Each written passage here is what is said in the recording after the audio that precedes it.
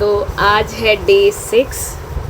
हम लोग आज डे 6 में न्यू वर्ड्स मीनिंग देखेंगे और इससे पहले हम करेंगे डे 5 और डे 4 का रिवीजन, क्विक रिवीजन करेंगे। पहले हम आएंगे डे 4 में, ठीक है। तो डे 4 में हमने देखा था फर्स्ट वर्ड इज़ डॉस, चारपाई, रूफ, छत, प्लाजा, चौराहा, डंग, काउडंग, गोबर, थ्रेड, धागा, पीठ, गड्ढा, मड, कीचड़, स्लीपर्स, गॉगल्स, चप्पल, मतलब एस लगा हुआ है, सब में ध्यान देंगे। अम्यूज, मन बहलाना, अच्छा लगना। ब्लिसफुल, आनंद, खुशी वाला स्टेट। और अभी है डे 5 में आ जाएंगे। अमेंडमेंट, सुधार करना, ज़्यादातर ये आर्टिकल्स कॉन्स्टिट्यूशन में होता है। बिजार मतलब अजीब दिखना, अजीबो गरीब लगना। क्लैंडस्टाइन मतलब सीक्रेट वाली मीटिंग हो गई। कैनाट का मतलब हो गया झूठी अफवाह। इसमें ध्यान देंगे, एक होता है र्यूमर, ठीक है। र्यूमर का मतलब होता है अफवाह, अच्छा अफवाह, ठीक है। एक मिनट मैं ढंग से लिख देती हूँ, अफवाह, ठीक है। र्यूमर्स का मतलब होता है अफवाह और कैनाट का मतलब भी है झूठी अफवाह। तो कैनाट का एक्चुअल मीनिंग होता है झूठी अफवाह और र्यूमर्स या तो अफवाह है लेकिन ये सच और झूठ कुछ भी हो सकता है, ख्याल रखेंगे।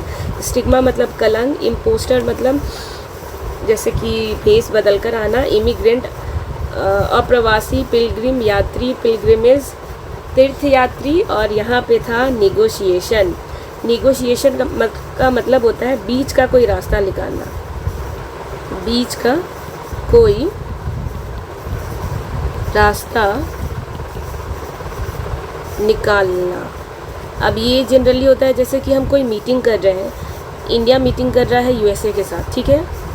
इधर है ट्रम्प भाई साहब और इधर है हमारे मोदी जी। अब दोनों के बीच में वॉर चल रहा है, युद्ध चल रहा है, किसको लेके? टैरिफ को लेके, ठीक है। अब इस टैरिफ के युद्ध में ट्रम्प 50% टैरिफ इंक्रीज़ कर दिया है। मोदी जी चाहते हैं कि नहीं ये तो बहुत ज़्यादा हो जाएगा, ऐसे कैसे कर सकते हैं आप। तो इन लोग की मीटिंग में तय हुआ कि चलो नेगोशिएशन हुआ, बातचीत में नेगोशिएशन स्टार्ट हुआ और एक नतीजे पे निकले ट्रम्प कि 50 नहीं, चलिए आप 38 ही दे दीजिएगा, 38 रखेंगे। तो इस तरीके से नेगोशिएशन का मतलब होता है किसी मीटिंग, किसी बातचीत का एक निर्णय पे, एक कंक्लूज़न पे आना। और अब हम देखेंगे डेली वर्ड मीनिंग, ये है डे 6, ठीक है। पहला है प्रपोज, ये तो सबको पता होगा। प्रपोज तो सबको याद रहता है कैसे, 14 फरवरी से। 14 फरवरी में वैलेंटाइन डे से याद नहीं रखेंगे इसको कि प्रपोज डे है तो हम प्रपोज कर दिए।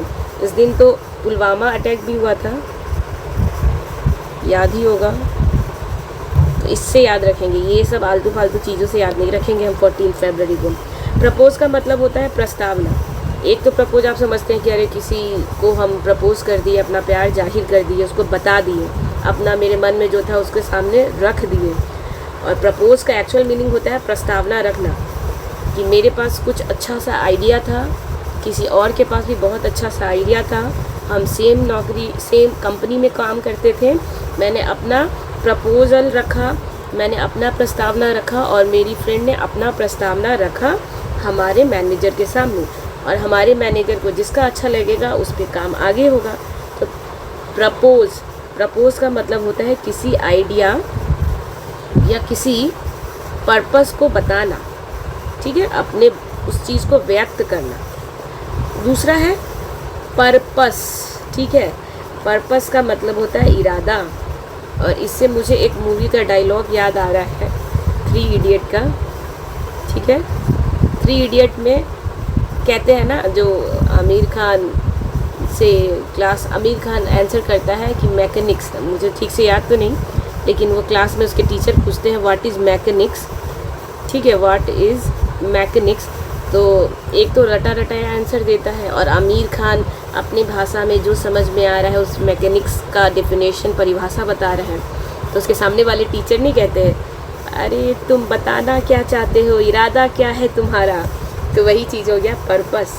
पर्पस का मतलब होता है इरादा, तुम बोलना क्या चाहते हो, तुम साबित क्या करना चाहते हो, तुम कहना क्या चाहते हो गया पर्पस। ऑनेस्टी मतलब ईमानदारी, हर एक को अपने देश के प्रति, अपने माता पिता के प्रति, अपने काम के प्रति ईमानदार होना चाहिए, ठीक है। ऑनेस्टी मतलब ईमानदारी। इम्पोज मतलब होता है थोपना, किसी पे डालना, ठीक है। जैसे कि आप अपना विचार, आप जो सोचते हैं ज़रूरी नहीं है कि सामने वाला भी वही सोचे सेम चीज़ को लेके। अगर किसी का मानना है लड़कियों को आगे बढ़ने देना चाहिए, उनको पढ़ाई लिखाई करनी चाहिए, और किसी कोई और है जो रूढ़िवादी ख्याल का है, कंजर्वेटिव माइंड का है, तो वो कहेगा नहीं नहीं लड़कियों को घर के कामकाज ही करने चाहिए, वो वही अच्छी लगती है। अब वो मानने के लिए तैयार नहीं, और आप जो चाहते हैं कि लड़कियां पढ़ें वो चीज़ आप उस पर थोप नहीं पा रहे हैं। तो थोपना मतलब कि उनको समझा नहीं पा रहे हैं आप, तो इस तरीके से आप इसको समझ सकते हैं। इम्पोज मतलब होता है थोपना, कि आप जो सोच रहे हैं सामने वाला अगर वैसा नहीं सोच रहा है तो आप अपना जो थॉट है, अपना जो विचार है, किसी पे ज़बरदस्ती थोपना, उसको बताना, उसको मनवा लेना, ठीक है। इम्पोज करना, ठीक है। फॉरगिव मतलब होता है माफ़ करना, ठीक है। लाइफ में अगर बहुत अच्छा करना चाहते हैं तो लोगों को माफ़ करके चलते चलिए आगे बढ़ते रहना चाहिए, ठीक है। फॉरगिव मतलब माफ़ करना। एलिमेंट का मतलब होता है बीमारी, बायोलॉजी में बहुत ये टर्म यूज़ होता है, डॉक्टर लोग बहुत यूज़ करेंगे आपके। तो एलिमेंट का मतलब होता है बीमारी, किसी तरह का भी कोई भी बीमारी हो जाना, ठीक है। बैचलर का मतलब होता है कुंवारा, जो कहते हैं ना अनमैरिड लोगों को कहते हैं हम बैचलर कुंवारा, ठीक है। तो याद रखेंगे जिनकी शादी नहीं हुई है। नेक्स्ट है बार्गेन का मतलब होता है मोल भाव करना।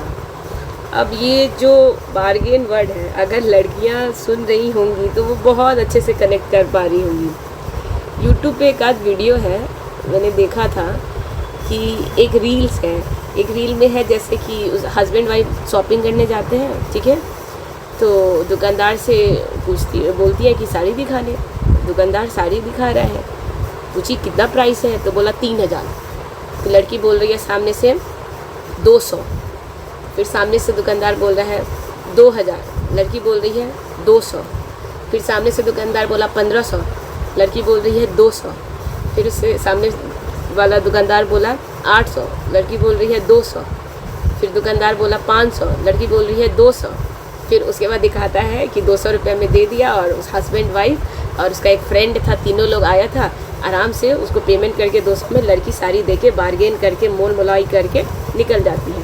अब नेक्स्ट डे लड़का दोनों फ्रेंड जाता है जूता खरीदने, ठीक है, शूज़ खरीदने, जूता खरीदने जाता है। अब ब्रांडेड रहता है, ब्रांड मतलब कंपनी का रहता है। अब उसमें जाता है तो बोलता है भाई साहब ये जूते दे दीजिए, तो दुकानदार बोलता है 2700। तो वो अब सोचता है कि मेरी पत्नी भी तो कितना बढ़िया 3000 का चीज़ 200 में लेते आई है, मैं भी ऐसे ही करूँगा। तो कह रहा है क्या डायरेक्ट 200, उसको उसी जूता से मार के भगा देता है दुकान से बाहर, समझे। ब्रदर मतलब होता है भाई, ठीक है। और सफरिंग का मतलब होता है कष्ट, पीड़ा।